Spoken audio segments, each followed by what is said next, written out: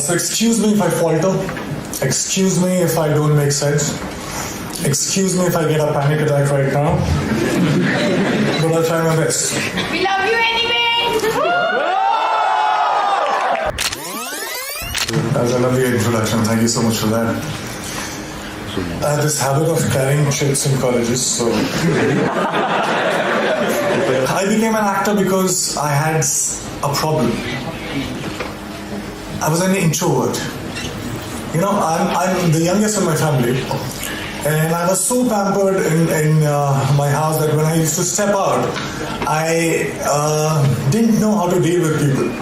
So I gradually became this very shy introvert kid who could not talk. Well, I still cannot talk, and I have this stage fright. So what I do generally as an actor is I hide behind all these fascinating characters, and then I'm confident. But like right now, as I'm not acting, so there are problems that I'll screw it up. So excuse me if I falter, excuse me if I don't make sense, excuse me if I get a panic attack right now, but I'll try my best. We love you anyway!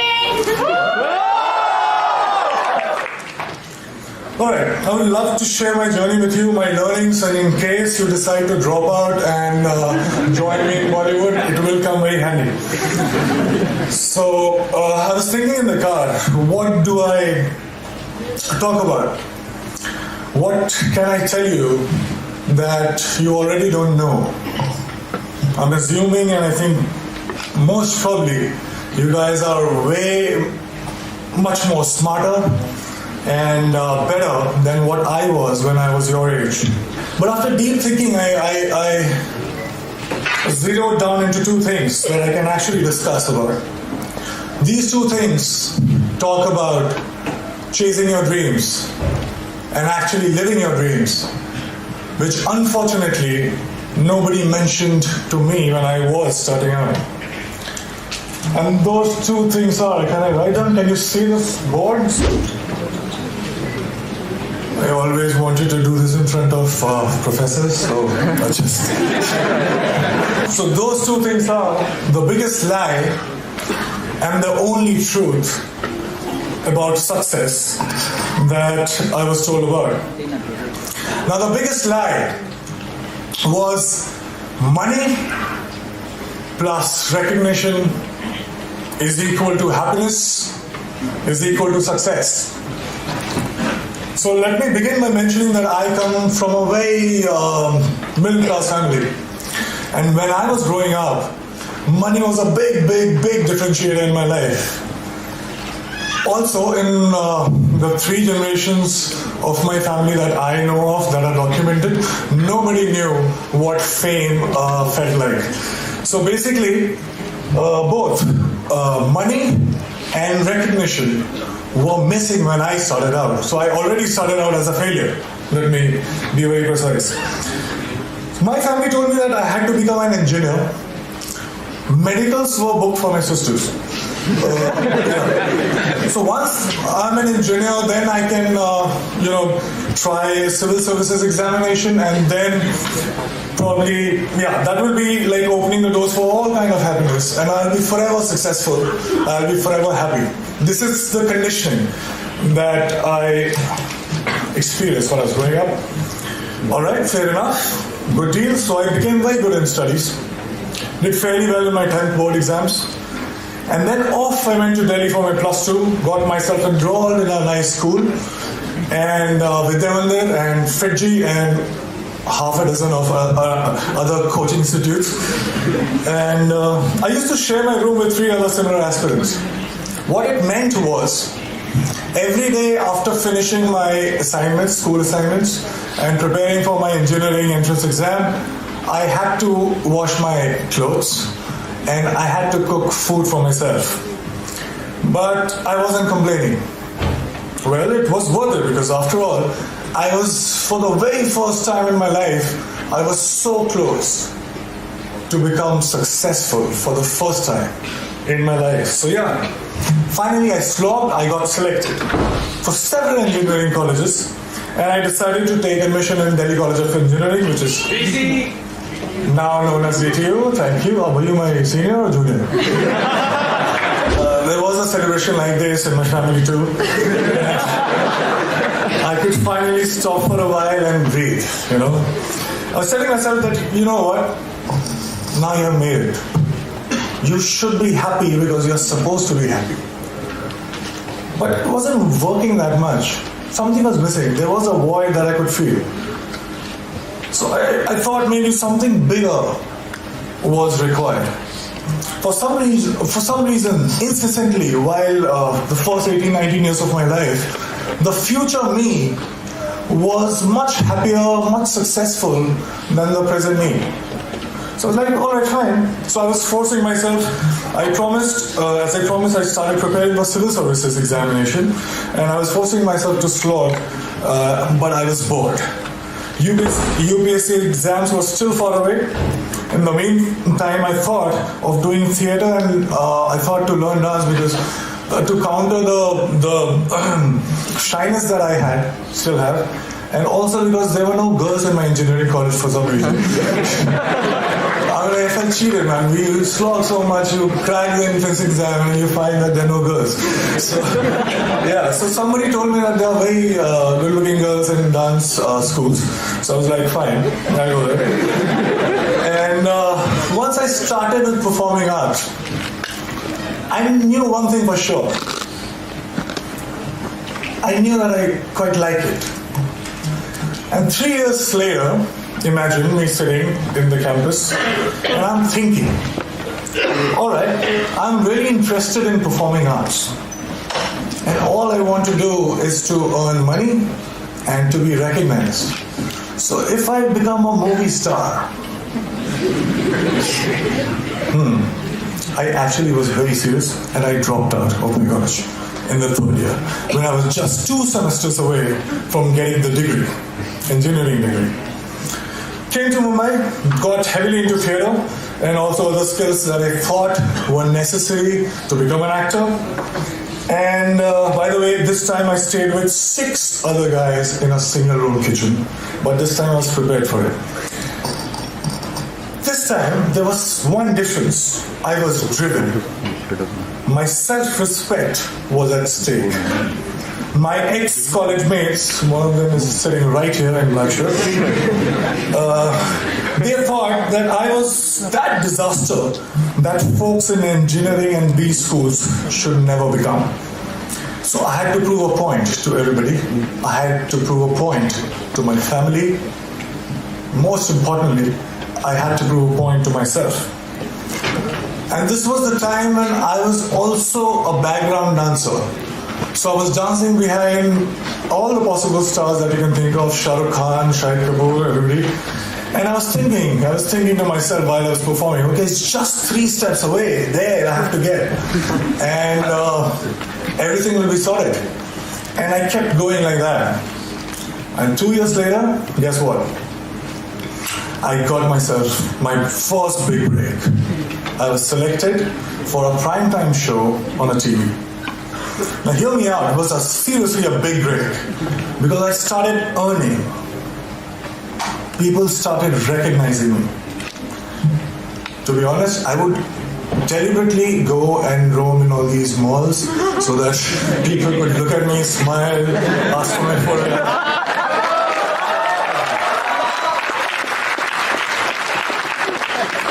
And I was watching myself on TV for the first time. You have no idea how it feels for somebody like me to, I was looking at me and I was looking at myself every day on TV. It was a big, big, big high.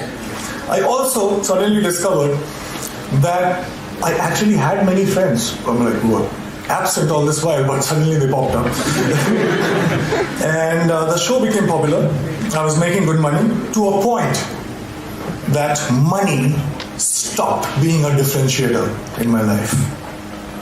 And I was becoming more and more popular. Now I cannot go to all those malls that I was going all alone. So I wanted somebody to be with me, to save me. I bought myself my first dream house. I bought myself my dream car. And just a note to you as well. I was getting such female attention that my engineering college friends could only possibly dream of.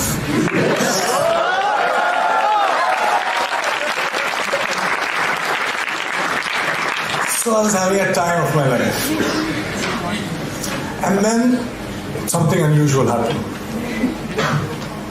I got used to everything.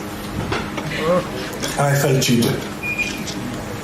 I stayed with all these dreams for 10 and 15 years of my life. I was promised happiness and I was promised success.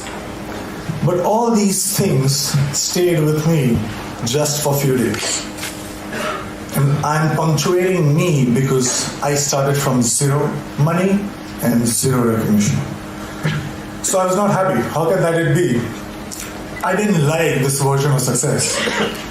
And the future me again was luring the present me. But this time, I decided otherwise. I would do something else. So that gets us to the second point, which is the only truth. I won't take too much time. I'll just try to keep it short. I figured something. I figured that something seemingly big things were not that big once I got them. And looking back in the past, I realized that maybe smaller things were way bigger. And there was one thing that was missing in my life that was the cause of this illusion. And that thing that was missing was now. I was, all these years, I was obsessed about what's gonna happen. I used to draw those flowcharts that we are taught in schools. That if this happens, I'll do that, and 6 months from now, I'll be here. So I wanted to be in control. I was so obsessed about my future. I was taking the entire responsibility about the past. But all I was doing was frequently swinging from past to future, not living in actual sense. Well, I also figured that when I perform on stage or in front of camera, I'm so much excited. I am so much interested. I was paying so much attention that there was no room to think about future or the past. I was just there in the moment. I was alive in true sense when I was performing. And for the first time, trust me, in a long time, I understood the true meaning of success, which was not money plus recognition, but it was now plus excitement. This realization happened in 2011 and it has been 5 years. Now let me share another very short story with you. When I was in school, 4 to 5:30 p.m. was the time when I was allowed to go out and play. I was asked to be an engineer, but the entire day I used to wait for 4 p.m. to happen. I would step out and the next 1.5 hours felt like 5 minutes.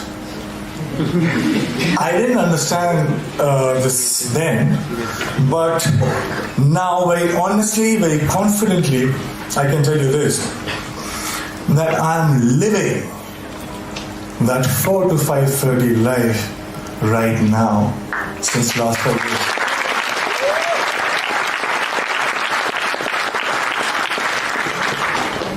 Cause and effects are not different. Excitement is the cause, excitement is the effect. I get tired again and again because all these success mantras that we talk about, hard work, belief, focus, vision, risk-taking, talent, perseverance, we can go on and on. But all these success mantras are now the side effects of the process itself. I'm so engaged, it commands my attention so much that there is nothing else that I can think about. So hard work doesn't feels like hard work, and there's nothing else that you can do but to persist. Talent you will cultivate, vision you will get, focus there is no other way because it's commanding your attention so much. So here I am right now, 5 years down the line. Money and fame, although still could not earn back their reputation in my life. But let me show you one thing. I have much more of them than I had ever planned. And the best thing, my college, one of the professors who is very dear to me called me recently about asking me to plan this interaction with students, and I very humbly requested that can I get my degree back.